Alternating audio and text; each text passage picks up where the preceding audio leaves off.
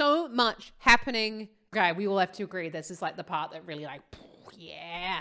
Kia ora and welcome back. My name's ZoeStibi, your vocal coach for today, and welcome back to my channel where I take a look at live performances of your favorite artists and do my best to try and teach you how to make those sorts of sounds in the comfort of your own home. Without further ado, let's get to Kurt Cobain singing Where Did You Sleep Last Night? Now, I'm well aware that it's not just Kurt Cobain singing, but we're going to be taking a look at his singing voice and what he's up to. So let's get to the video.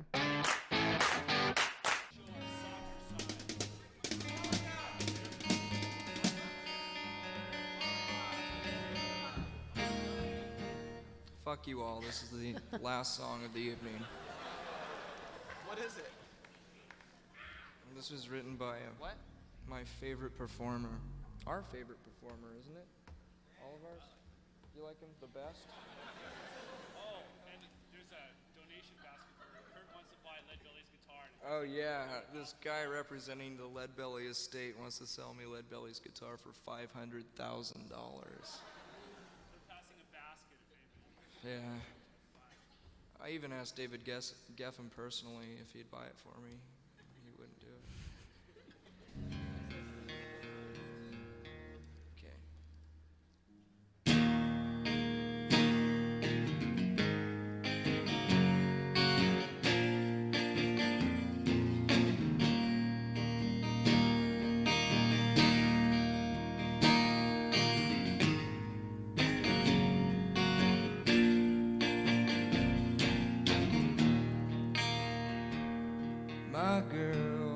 My girl, don't lie to me. Tell me, when did you sleep last night? In the pines, where the sun don't ever shine, I would shiver the whole night through. Girl, my girl, where will you go? I'm going where the cold wind blows. In the pines, where the sun don't ever shine, I would shiver the whole night through.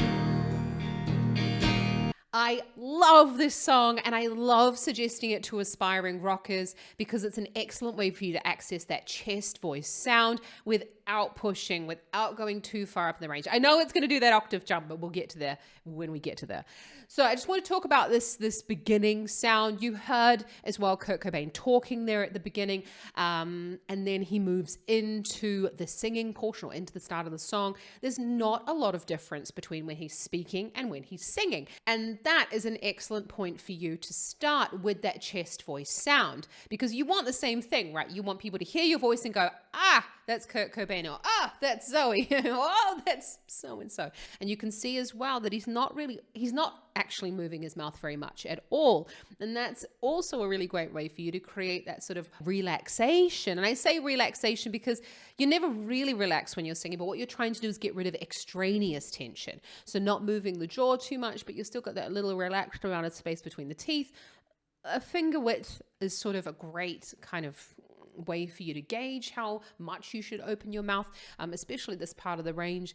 And then you're wanting to speak the words on pitch, but you're wanting to reduce the volume as well. You see he's really close to the microphone, so that's kind of like telling me, he's probably singing relatively quietly, and that's a way that you can get in a little bit of that scratch and catch as well to go along. Yeah, well, let's keep looking. The whole night through. Husband was a hard-working man, just about a mile from here.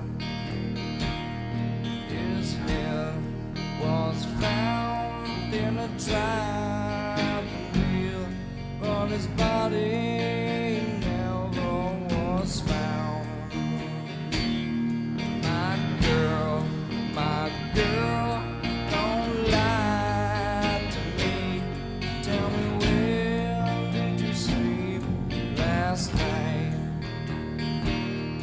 In the pines, sun don't ever shine, I would shiver the whole night through. Shiver for me.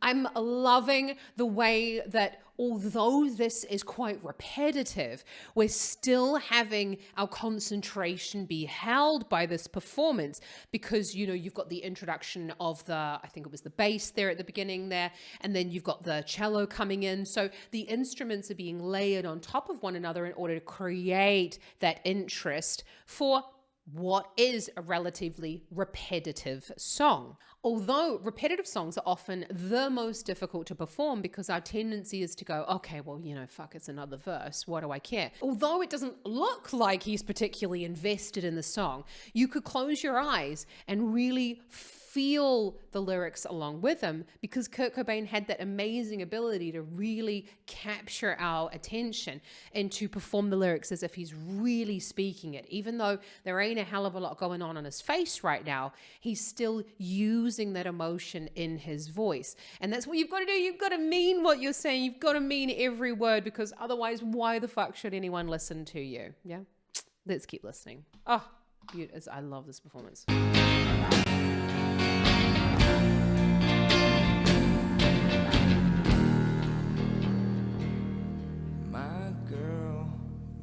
Girl, where will you go? I'm going where the cold wind blows. In the pines, where the sun don't ever shine, I would shiver the whole night through. My girl, don't lie to me. Tell me, where did you sleep last night? In the pines, where the sun don't ever shine, I would shiver the whole night through. My girl, where will you go? I'm going where the cold wind blows. In the pines, sun, the shine, I shiver. Oh, night through.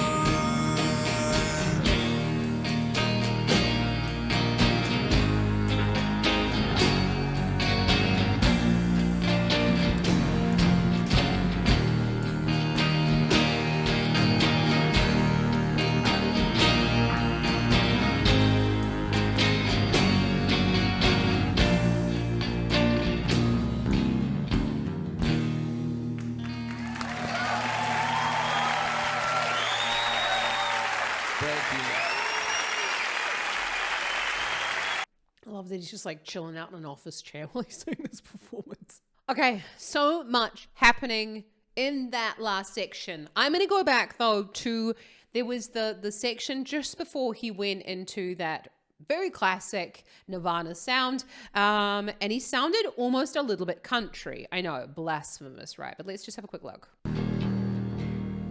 My girl, where will you go? I'm going where the cold wind blows. So why does that sound a little bit country? Because you've got a little bit of twang coming in there as well. Now, I can't be 100% sure, and no one can be 100% sure without actually going up there and holding his nose, which obviously we can't do. if it's actually nasal or not. So if you're, and there's nothing wrong with sounding nasal. You can see that the nostrils are just flaring slightly. That doesn't mean anything. That also could be because of a little bit of work that's going on in the soft palate, which is the door to the nose. So when the soft palate is down, the sound can come through the nose.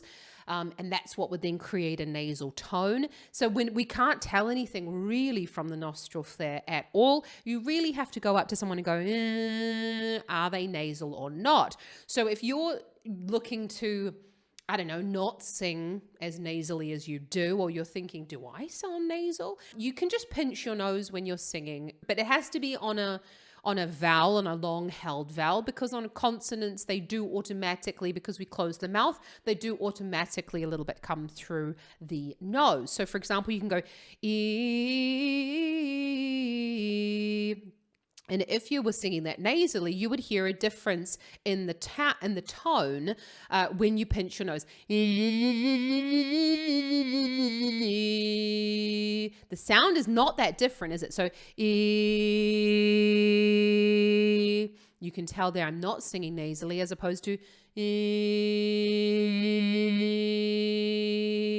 So this, although there's not much difference in the sound, that's a stylistic choice. There's also personal choice as well. This also then, for me, sounds like it's got those country influences coming in, because country is not always nasal, though. It may sound a little twangy, but it's not necessarily nasal. You can have nasal and oral twangs, so where it comes out the nose or where it comes out the mouth. But that's like a whole different kettle of fish and a whole different video.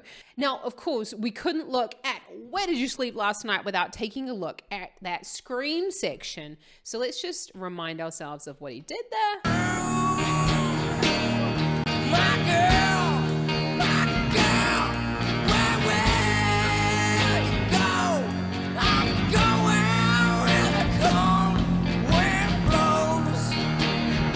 Okay, we all have to agree this is like the part that really like, yeah.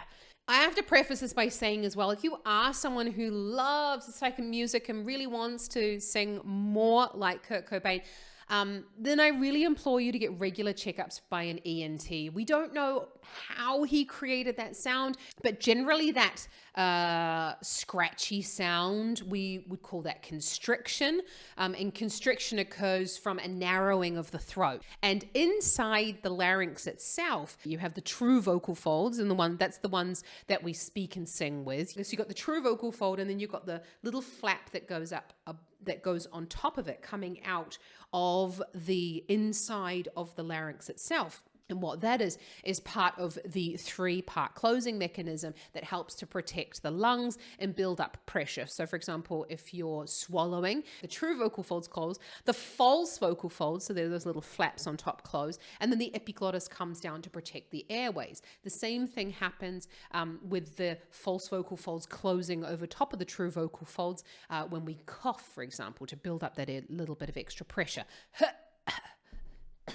That wasn't a good idea. So if you are looking to create a little bit more of that constricted sound, you can work on that where you're sort of imagining that you're a creaky door or you're an old man.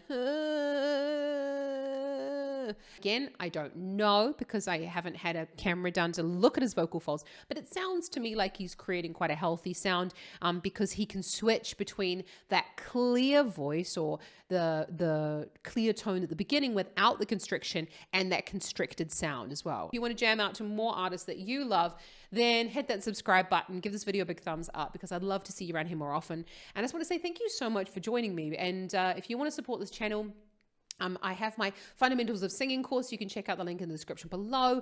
It's out going over the 10 fundamental aspects of singing. And you can also, for absolutely free, support this channel by hitting that subscribe button because it really does help me out. Giving this video a big thumbs up and letting me know what you'd like me to have a look at next. So have an awesome rest of your day. I'll see you back here next time. Ka kite anō.